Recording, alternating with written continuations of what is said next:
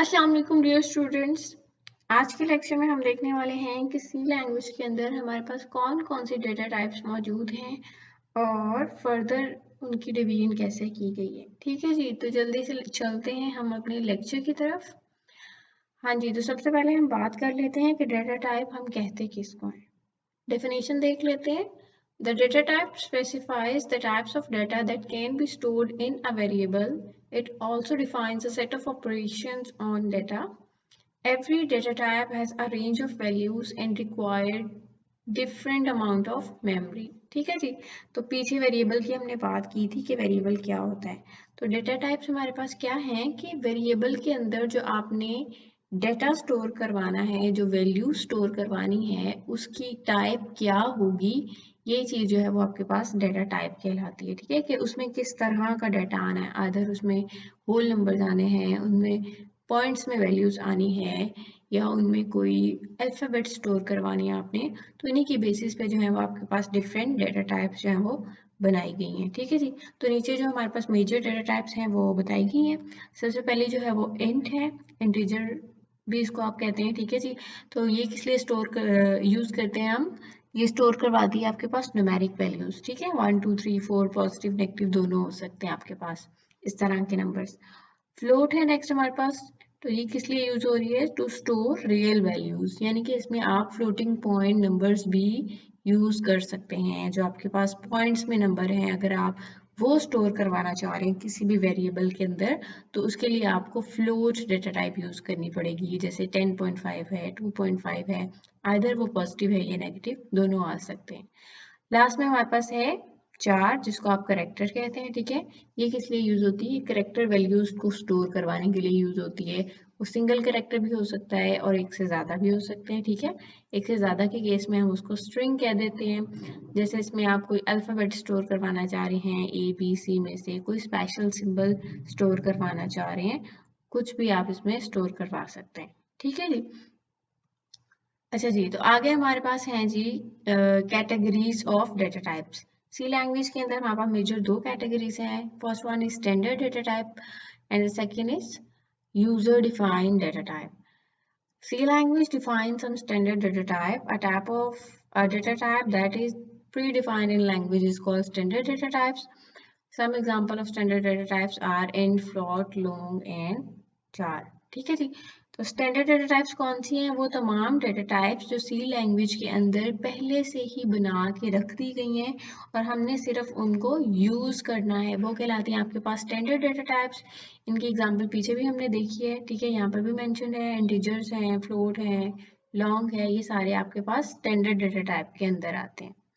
और जो सेकंड पे यूजर डिफाइंड डेटा टाइप है, वो ऐसी डेटा टाइप है जिसमें यूजर जो भी प्रोग्राम बना रहा है वो खुद अपनी डेटा टाइप डिफाइन करता है और उसके अंदर जो है वो डेटा स्टोर करवाता है। इसमें आप एग्जांपल ले सकते हैं क्लासेस की, स्ट्रक्चर्स की, जो थोड़े से एडवांस आगे जाके टॉपिक्स आएंगे, उनको हम आगे देखेंगे। ठीक है जी, अच्छा जी, तो अभी हमने जो पीछे डेटा टाइप्स देखी थी, इंटीजर थी, फ्लोट थी, कैरेक्टर थी, उनको वन बाय वन डिस्कस कर लेते हैं। इंटीजर के अंदर जो है जी आपके पास आता है numeric data. Integer data is the numeric value with no decimal point or fraction. It includes both positive and negative values. The minus sign is used to indicate the negative value. If no sign is used, the value is positive by default. ठीक है जी, तो integer के अंदर आपकी वो values आती हैं जिनमें पॉइंट्स नहीं होंगे, नो डेसिमल पॉइंट और फ्रैक्शन, यानी कि बाई के फॉर्म में भी नहीं होंगे और पॉइंट्स भी नहीं होंगे, सिंपल होल नंबर्स आएंगे इनके अंदर। वो पॉजिटिव भी हो सकते हैं और नेगेटिव भी हो सकते हैं, और नेगेटिव के केस में आपको माइनस का साइन लगाना पड़ेगा, जैसे यहाँ पे -20 लिखा है। पॉजिटिव के केस में आपको नहीं ज़रूरत, क्योंकि जब भी किसी भी नंबर के साथ कोई साइन नहीं होता तो बाय डिफॉल्ट उसको पॉजिटिव ही कंसिडर किया जाता है। नेक्स्ट हमारे पास है जी टाइप्स ऑफ इंटीजर डाटा। ठीक है, जो इंटीजर डाटा है उसको हमने फर्दर डिफरेंट 5 टाइप्स के अंदर डिवाइड किया गया है। ठीक है, ये डिवीजन की गई है साइज की बेस पे, यानी कि आपकी ये जो डिफरेंट डाटा टाइप्स हैं ये मेमोरी के अंदर कितनी जगह ले रही हैं, इसी की बेस में इनकी फर्दर डिवीजन की गई है। यानी कि अगर आपने छोटी वैल्यू स्टोर करवानी है तो आप उस हिसाब से डाटा टाइप चूज़ कर लें, या अगर आपने सिर्फ पॉजिटिव वैल्यू स्टोर करवानी है तो उस हिसाब से भी आप कर सकते हैं। ठीक है जी। तो ये टेबल बना हुआ है, इसके अंदर यहाँ पे आपके पास डाटा टाइप्स हैं, कौन कौन सी हैं, यहाँ पे उनका साइज दिया है कि मेमोरी के अंदर वो डाटा टाइप कितनी जगह लेगी, और यहाँ पे वैल्यूज रेंज है, यानी कि उसमें आप कहाँ से कहाँ तक वैल्यू स्टोर करवा सकते हैं। यानी कि जो भी वेरिएबल उस टाइप का आप लिखेंगे उसमें कहाँ से कहाँ तक वैल्यूज जो है वो स्टोर करवा सकते हैं। रेंजेस जो है वो यहाँ पे आपको मेंशन कर दी गई हैं। अच्छा जी, तो सबसे पहले हमारे पास है इंट। ठीक है, सिंपल इंट के अंदर है 2 बाइट्स ऑफ मेमोरी आप लेगा। ठीक है, आपका जो सिस्टम है वो 2 बाइट्स मेमोरी जो है वो एलोकेट कर देगा उस वेरिएबल को जिसकी आपने टाइप जो है वो इंट रखी होगी, और इसमें वैल्यूज आ सकती हैं -32 768 से +32 767 तक। ठीक है जी। इसी तरह नेक्स्ट हमारे पास शॉर्ट है, शॉर्ट भी 2 बाइट्स ले रहा है मेमोरी में और इसकी वैल्यू रेंज भी सेम है इंट की तरह।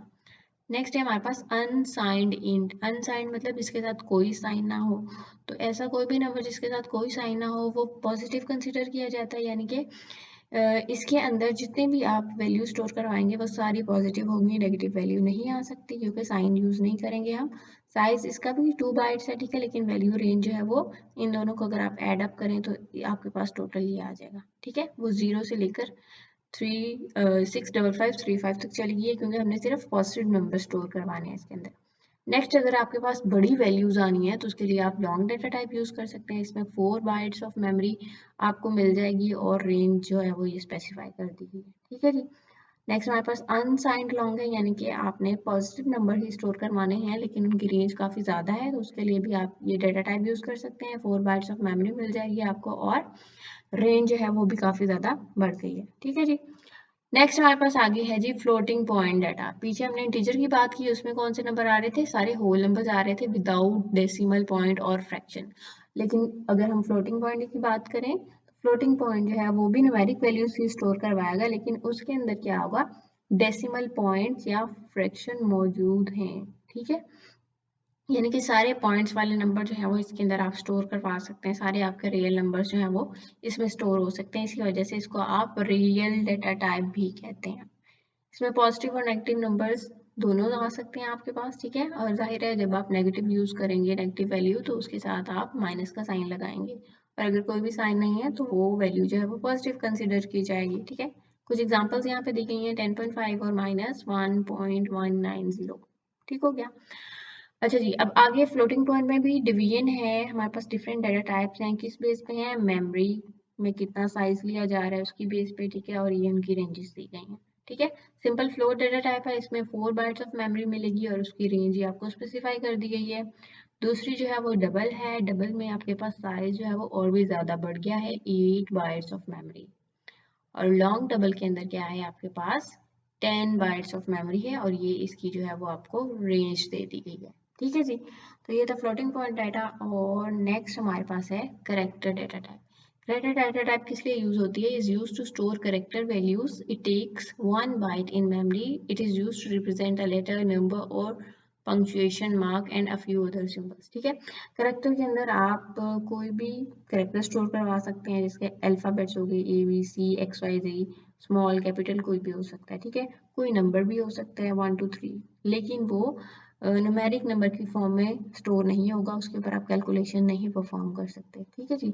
और इसी तरह कोई भी स्पेशल सिंबल भी हो सकता है, कोई पंक्चुएशन मार्क है, सेमीकोलन है, हैश है। ठीक है, इस तरह के सिंबल जो हैं वो भी आप इस्तेमाल कर सकते हैं स्टोर करने के लिए। ठीक है जी, तो करेक्टर डाटा टाइप के अंदर आप कोई भी सिंबल, नंबर या अल्फ़ाबेट स्टोर कर सकते हैं और मेमोरी में ये जस्ट 1 बाइट स्पेस ऑक्यूपाई करता है।